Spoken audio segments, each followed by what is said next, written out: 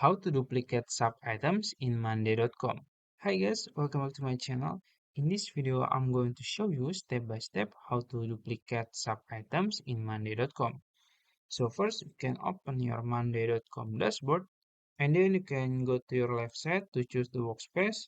I'm gonna choose this workspace and then you can choose the board you want to work on. I'm gonna choose this board, tasks, and as you can see this is item 1.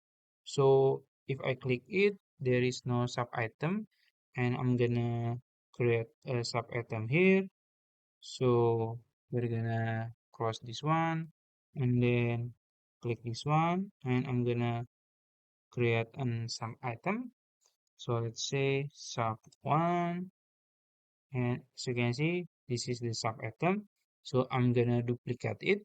We're gonna click this one, check mark, and then there is an option to duplicate. You can click it, and then there are two options, without updates or with updates.